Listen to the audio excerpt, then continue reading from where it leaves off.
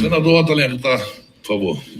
Doutora Nise Yamaguchi, primeira pergunta que eu quero fazer à senhora é se a senhora, para utilizar hidroxicloroquina em pacientes, a senhora fez exames pré-clínicos e clínicos. E se fez, tem os nomes, os exames que foram confirmados que os doentes estavam com a doença, se a senhora acompanhou, e tem os exames depois do tratamento, se deixaram ou não sequelas. A senhora fez exames pré-clínicos e clínicos com hidroxicloroquina. Por exemplo, a senhora usa Jacave para um câncer até raro chamado mielofibrose. E se a senhora usou, a senhora fez e acompanhou exames pré-clínicos, ou seja, para oncologia, a senhora usa exames pré-clínicos e clínicos, e para o caso de Covid não usa. Se a senhora usou e fez os exames pré-clínicos, eu quero conhecer todos os nomes que a senhora fez os exames pré-clínicos, in vitro, ou em camundongo, e as 4 fases do exame clínico da hidroxicloroquina em pacientes. A hidroxicloroquina tem sido utilizada há mais de 80 anos, sem necessidade de para outras doenças, clínicos. Para outras doenças, não para a Covid-19. Usada para malária, genocida, para lúpus, de raiva, para artrite, reumatoide. O que é o que a senhora usa, por exemplo, o Jacave para mielofibrose? A senhora testou? A senhora leu os exames pré-clínicos? Deve ter lido. E clínico para usar. A senhora é oncologista. Agora, se vem me dizer que é uma droga usada há tanto tempo, sem fazer exames pré-clínicos e clínicos, não é correto. A senhora está errada. A senhora apostou numa droga que podia dar certo ou não. Essa é a grande realidade. E a ciência, doutora, por mais que a senhora seja formada e tenha curso, não admite isso. E se apostar no escuro, querer testar uma droga para ver se dá certo ou dá errado. Bom, se a senhora me fornecer os dados todos do paciente, a senhora falou há pouco, 300 e tantos pacientes, com nome, com o diagnóstico de certeza que estava com Covid, o tratamento e as sequelas que ficaram, com os exames de laboratório, a senhora fez o dedímero, a senhora fez dedímero dos seus pacientes? Tem o dedímero aí? Os dedímeros, eles... A senhora tem o dedímero? Dos exames que a senhora fez? Dos pacientes? Não tem. Tem exame de tomografia do pulmão? Da resto, não tem. Fez para acompanhar? Ficou sequela? Ficou fibrose pulmonar? Como é que a senhora, com a responsabilidade que tem, diz que tratou 370 e tantos doentes, sem comprovar os doentes, sem mostrar os exames? Doutora, eu fui professor tanto com a senhora, eu tenho serviços e trabalhos prestados e feitos que eu posso levar a senhora doente por doente, endereço por endereço que eu tratei. Isso é leviano, doutora. Não dá para dizer aleatoriamente, como a senhora falou, aleatoriamente da vacina, que tratou e não tem a comprovação. E vou rebater a senhora aonde a senhora trabalhou, no Hospital Einstein, que não trabalha mais. A senhora pode internar doente, mas o seu contrato foi cancelado. Vou lhe passar aqui o trabalho feito no Hospital Einstein por vários infectologistas, que a senhora não é infectologista, é oncologista, imunologista, de vários pacientes tratados, não é acompanhados, não. Onde está provado que não tem efeito absolutamente nenhum a hidroxicloroquina, nem em pacientes leves ou moderados.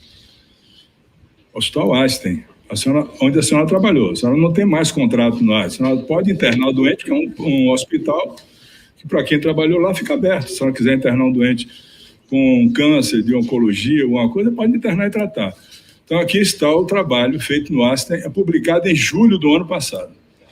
Julho do ano passado, a senhora devia ter consciência, a não ser que a senhora agora, que trabalhou no Einstein, pode dizer assim, olha, eu não trabalho mais lá e tal, não concordo. Mas aqui está o trabalho. Posso passar as mãos da senhora, eu tenho cópia, inclusive estava em inglês, foi traduzido para o português, A senhora pode ler, ou quem quiser ler perfeitamente. Bom, a minha discussão com a senhora é o seguinte: a senhora, para usar qualquer medicação em oncologia, a senhora vai ler que essa medicação ela foi testada, teve exame pré-clínico e clínico. A senhora sabe que são 4 fases do exame pré-clínico em voluntários. As pessoas têm que ser voluntárias para usar a medicação. A senhora não pode pegar uma medicação que é usada para artrite reumatoide, para malária, para lúpus, de repente aplicar e disse, apliquei em 300 e tantos pacientes e deu bom resultado, sem comprovar. Isso, do ponto de vista científico, não é honesto, doutora Lise Yamaguchi. É uma coisa que eu jamais faria isso. Na posição, no currículo de Vossa Senhoria, eu jamais faria isso.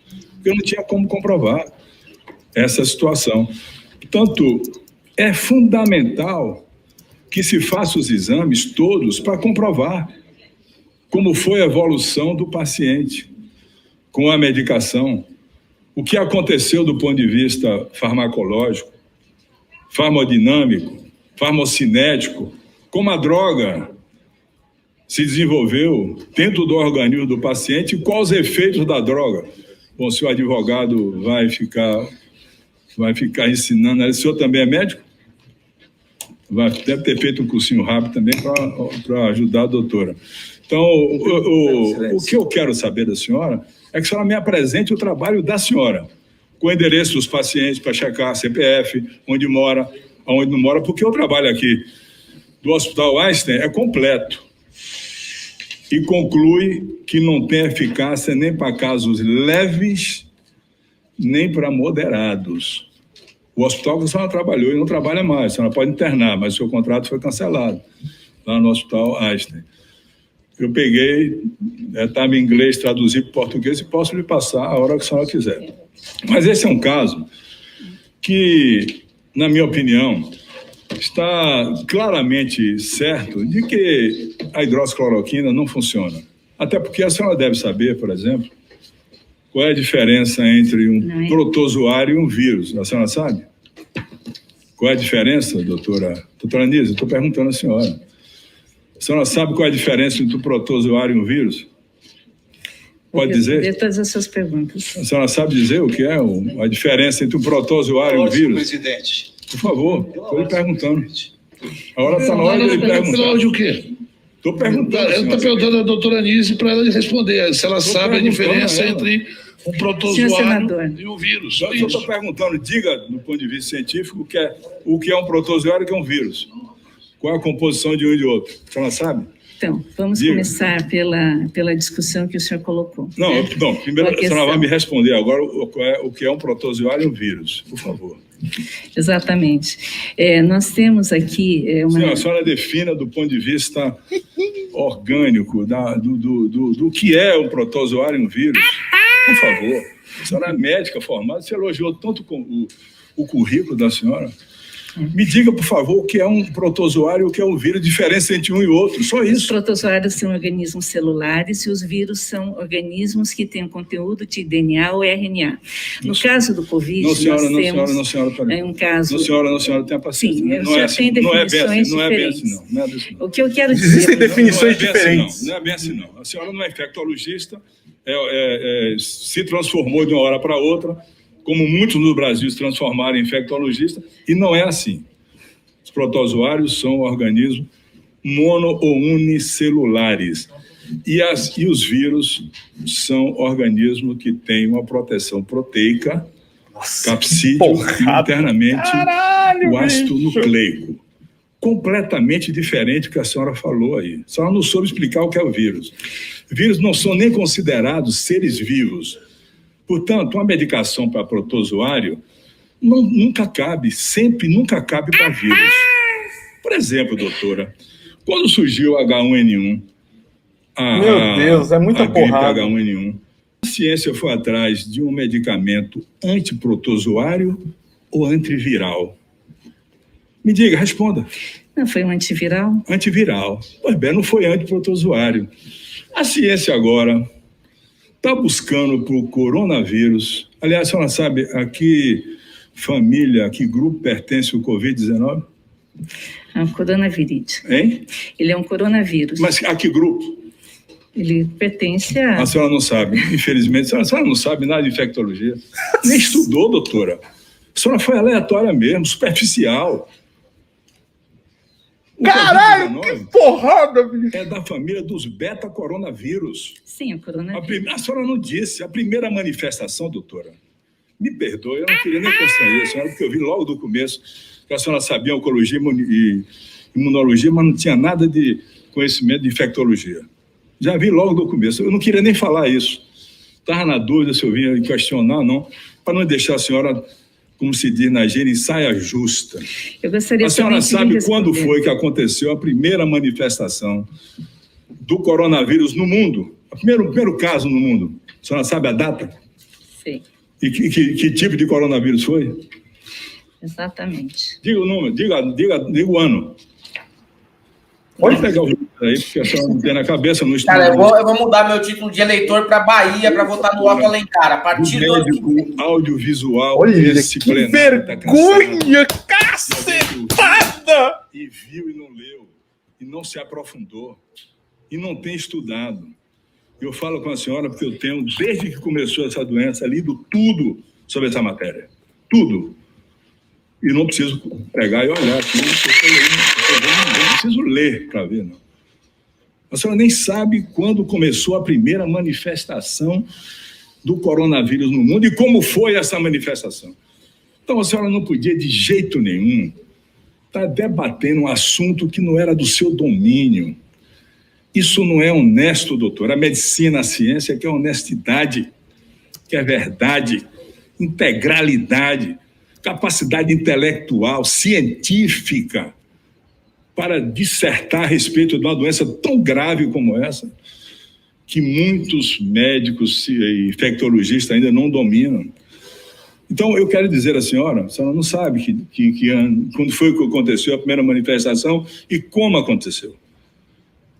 A senhora sabe a data? Muito bem, o senhor tem Pega o livro, perguntas pega o livro e dele. respostas. Deixa eu colocar algumas coisas. Esse estudo que o senhor a senhora colocou... tem que me responder da quando coalizão- foi que aconteceu a primeira manifestação. Eu sei que o senhor gosta de datas, A senhora não etc., tem. né? Na A senhora não realidade, conhece, a senhora não isso. está preparada para participar do gabinete paralelo, quantos Ainda bem, participaram. Sobretudo curiosos, advogados, empresários, o Wizard, não sei que lá, tanta gente aí. Uma arca de Noé tratando da ciência no Brasil. Só que não tinha Noé na arca para conduzir a arca. Pois é, vou ensinar a senhora. Primeira manifestação do coronavírus 64. no mundo foi em 1964. Eu Se sei. manifestava como gripezinha. Nem a Resfriado, que CPI as ela crianças vê, tinham, assiste. E depois logo passava. Depois, com a mutação virótica, o vírus tem muitas mutações, já está agora no Cara, mundo, pode que ter uma outra aqui. porrada, eu nunca vi Mutação, isso, Helder. Depois disso, tem 7 tipos de coronavírus que dão doença pulmonar. A manifestação pulmonar, a pneumonia virótica, doutor. Doutor, eu estou falando com a senhora, presta atenção, por favor. Tem 7 tipos de grupos alfa, beta. Pedir para ir embora. Não, O primeiro SARS-CoV, doutora, que aconteceu foi na região da China, em Hong Kong. A senhora sabe que ano foi que aconteceu isso? Não sabe, eu vou ensinar. 2003. Primeira manifestação do SARS-CoV foi em 2003. Eu estou falando com a doutora, que deveria entender isso. Infelizmente, a senhora, como colocou naquela frase que o Renan botou ali, a senhora foi aleatória, simplória, não se aprofundou na matéria. Primeira manifestação do SARS-CoV foi em 2003, doutora, em Hong Kong, na China. Ele causou a síndrome respiratória, como está causando aqui no Brasil, aguda. Não teve tratamento. Sabe qual foi o tratamento? Isolamento, máscara, isolamento físico para as pessoas. Ninguém usou em 2003, em Hong Kong, pode pegar, entra na internet para aprender, e usou hidroxicloroquina. Nenhum medicamento, sabe por quê? Porque vírus não se evita com nenhum medicamento. Os vírus, quando causam doença para a pessoa não ter a doença, só pode ser através de vacina. Para dar imunidade à pessoa.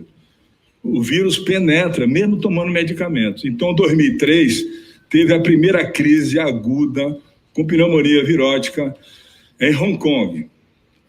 2003 e na China também. Depois teve a segunda manifestação do MERS-CoV na Ásia Menor, na Arábia Saudita, doutora. E as mulheres, inclusive, tinham menos doença porque usam a burca e não se contaminaram tanto. Foi a síndrome aguda respiratória do Oriente. Também não se usou hidroxicloroquina. Foi isolamento físico, as pessoas ficavam isoladas e o que se conteve, porque apesar desse MERS-CoV ser grave e até ser mais letal do que o atual, não se disseminava com tanta facilidade. E agora veio o Covid-19, que ele, além de ser letal, de ter grande letalidade, ele também se dissemina com muita facilidade. Em nenhum desses casos atrás, 2003, 2000, lá em Hong Kong, ou em 2013, se usou nenhuma medicação para conter as duas manifestações do coronavírus. Em nenhuma delas se usou absolutamente em nenhum momento. A medicina está atrás agora, e vou explicar à senhora, de um antiviral, como se conseguiu o Tamiflu, para controlar o coronavírus. A senhora sabe qual é o laboratório que está cuidando disso no mundo hoje? Qual é o estudo mais avançado? Laboratório de Boston. Deixa ela responder. Que é o Monopiravir. E um outro laboratório israelense, lá de Israel, que está usando o Messencar, na busca de encontrar um antiviral, não um antiprotozoário. Há uma diferença muito grande entre o vírus e o protozoário. Nem toda medicação que serve ao protozoário serve para o vírus. Tá certo? Como é que a senhora poderia dizer, como disse ali, doutora, que ia ter imunidade de rebanho? A senhora ia comprovar imunidade de rebanho com que exame, qual exame e quantos exames a senhora teria disponível nesse país que já tem 17 milhões de contaminados? A senhora ia ter 17 milhões de exames para comprovar que o paciente teve a doença. E eu pergunto à senhora, qual é o exame de escolha que se deve fazer para mostrar se o paciente desenvolveu imunidade ou não? A senhora vai dizer qual é o exame, só dizer, não precisa explicar. Só dizer qual é o exame. Né?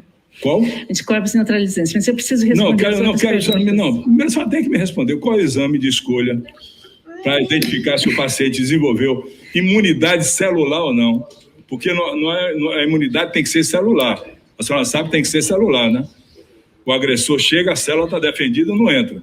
Qual é o exame que se pode fazer para comprovar que o paciente que teve a doença desenvolveu imunidade celular? E se o Brasil tem condição para comprovar que teve imunidade de rebanho e capacidade de ter 18 ou 19 milhões de exames para isso? Qual é o exame, doutora? Eu não estou dizendo que imunidade de rebanho é algo que a gente deva... Não, a senhora diga qual é o exame, por favor. E a imunidade de rebanho, doutora, a imunidade celular, qual é o exame? São testes celulares para se avaliar se por acaso a pessoa já tem imunidade e tem os anticorpos neutralizantes. A senhora vai dizer qual é o exame que prova que o doente está com imunidade ou não? A senhora vai ter que dizer, por favor. Qual é o exame que se fazendo comprova que o paciente tem imunidade celular ou não? Qual é o nome? A senhora não sabe, doutora. É o exame para identificar anticorpos neutralizantes, doutora. Mas eu expliquei. A senhora não sabia, doutora. Neutralizantes. A senhora tinha que ser oncologista, imunologista, mas tinha que entrar em infectologia. Agora, você me dá licença, eu preciso responder a uma série de acusações. Eu não queria constranger a senhora. Mas a senhora não sabe responder absolutamente nada. A senhora tergiversou em tudo. Não soube dizer o que é um vírus, o que é um protozoário. Tá assim, nem todos os pacientes. Espera aí, o advogado vai falar agora. Vossa Excelência Para concluir, senador Otto, que já ultrapassamos bastante seu tempo. Não, ela não soube responder nada. Agora ela vai responder para você. Eu fiz um testezinho simples com ela. Qualquer criança, qualquer menino de segundo ano, terceiro ano, eu fui professor de química, por muito ano de biologia. Isso é beabá. É beabá. É beabá. A senhora não sabe, a senhora jogou no escuro, assim, com um grupo de pessoas que não entendia absolutamente nada da doença, inclusive chamou o ministro Pazuello para um seminário. Meu Deus do céu, o que é que o Pazuello vai dizer no seminário? Ele não sabia por que chamava Covid-19. Eu perguntei, ele não sabia. Eu disse, é porque surgiu em 19. Não sabia, doutor. Brincadeira com a saúde do povo brasileiro. A senhora brincou com a saúde do povo brasileiro, falando em imunidade de rebanho, hidroxicloroquina, tratamento precoce, uma receita no Ministério da Saúde de forma institucional para as pessoas tomarem o remédio. Eu vou perguntar à senhora aqui também de novo. Fácil de responder. A pessoa tem arritmia. A senhora, para dar hidroxicloroquina, a senhora faz um eletrocardiograma? Faz? Sim. Faz um ecocardiograma? Sim. Como é que o Ministério da Saúde deixou a receita no site para o povo brasileiro todo tomar, doutora? A senhora sabia? Não só isso. A senhora sabia que a arritmia, aí a cardiologia você não deve saber também. A senhora sabia que a arritmia, para quem toma uma medicação, a arritmia é dose dependente? A senhora sabe o que é dose dependente? É uma doença que você tem, você toma o remédio, e o remédio, quanto mais você toma, vai exigir que você tome mais. É como antibiótico, quando tem resistência. A arritmia é dose dependente. Você não pode começar a hidroxicloroquina com a dose lenta na arritmia e depois vai precisar mais. Então, por quê? Porque é uma enfermidade idiosincrática. Pela natureza dela, ela pode, a pessoa que tem também a arritmia pode receber uma medicação e ter reação à medicação. E mais eu pergunto à senhora, se a pessoa tem arritmia e tem um espaço QT longo, ela pode usar hidroxicloroquina? Doutora, eu estou perguntando. Não. Não pode, não. E como é que dá a receita para o povo todo, para o Brasil todo? A senhora sabe quantas pessoas morreram? Eu faço com o meu coração cortado, doloroso. Eu perdi um colega meu, desavisado, doutor Gilmar Calazan Lima, que não sabia que tinha arritmia, tomou hidroxicloroquina, tinha um espaço QT longo e morreu, parada cardíaca e respiratória. A senhora contribuiu para botar no teste COV hidroxicloroquina para o Brasil tomar. O presidente da República levantou a caixa, toma aqui. Que um médico receite, ele assume, ele tem CRM, ele assume. Ele faz a receita dele. Eu vou assumir, eu vou responder no meu conselho. Senador. Eu vou responder por isso. Mas fazer uma coisa dessa natureza, a senhora maculou a sua imagem tomando essa iniciativa, que eu sei que foi, pode ser até, não sei direito, foi por um momento de querer ajudar, mas também de querer ser ministra da Saúde e não conseguiu. Muito obrigado. Não. A palavra da doutora Yamaguchi. Gente! A doutora Yamaguchi, assim que terminar de falar... Tá de parabéns, Otto Alencar. Estou transferindo meu título de eleitor para a Bahia hoje. Quero votar em Otto Alencar, cara. E depois voltaríamos com o Jorginho, o senador Jorginho. Não sei nem se ela volta, hein? Eu não voltaria. Muito bem. Precisa. Otto Alencar passou a chamar oral na calor, ela não sabia responder nada. Com um currículo como esse, a mulher não sabe responder tecnicamente nenhuma das perguntas. Pacientes em que eles tinham O currículo não é ruim. pacientes internados, É internados, a maioria eram 667 pacientes submetidos à randomização. 504 pacientes Gente, confirmaram a porrada. Covid e foram incluídos. Em comparação com o tratamento original. E entre os pacientes hospitalizados... Acabou pra você, com filha. Covid-19, Pede pra cagar e leve sai. moderado, que eles consideraram leve, mas todos estavam hospitalizados. Esse não é o paciente leve que nós preconizamos.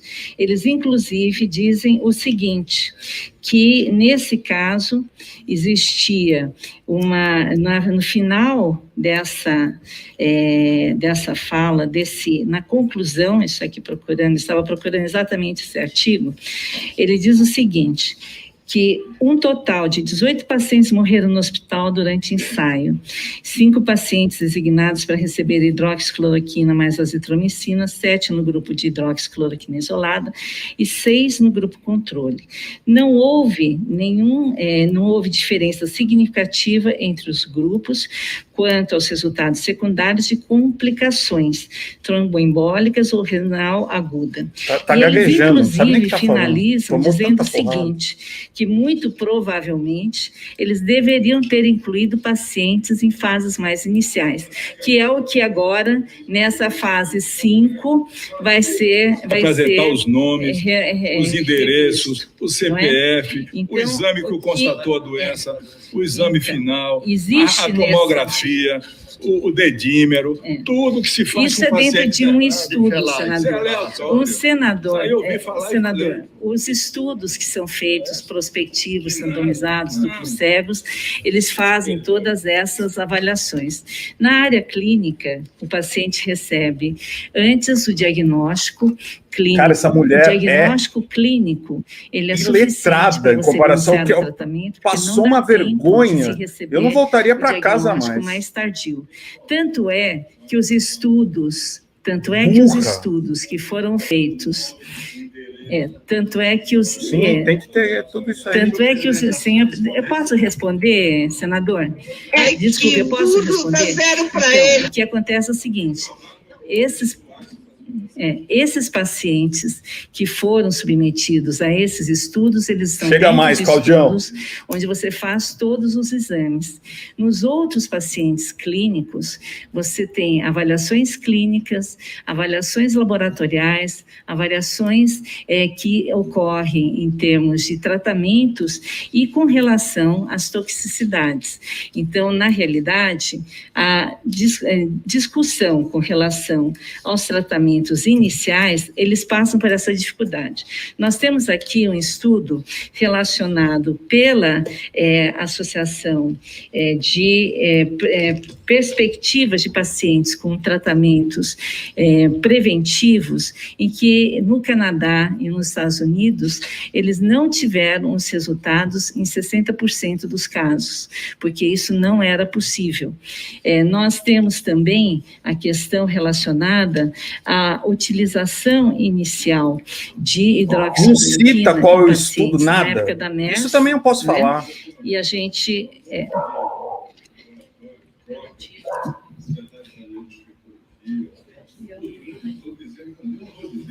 Eu não debati com a senhora nome de laboratório, eu debati com a senhora ciência, a senhora não soube responder. Isso. Eu posso botar aqui um mundo de laboratórios que é contra. A senhora conhece Crocani?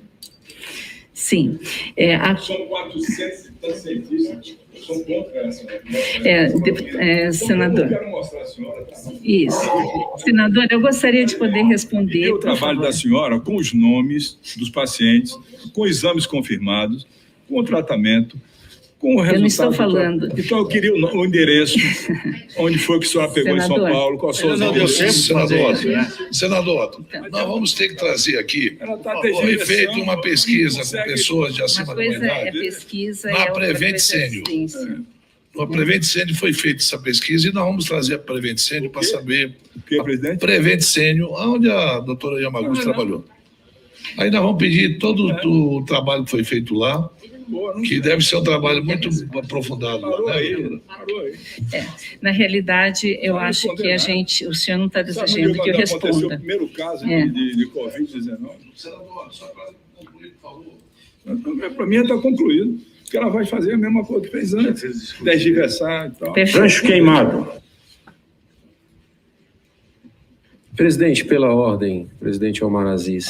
Por gentileza, eu sei que o senhor vai encerrar. Não vou encerrar, só vou suspender para a doutora... Mas antes de suspender... Pois não, senador Eduardo. Eu acompanhei aqui pacientemente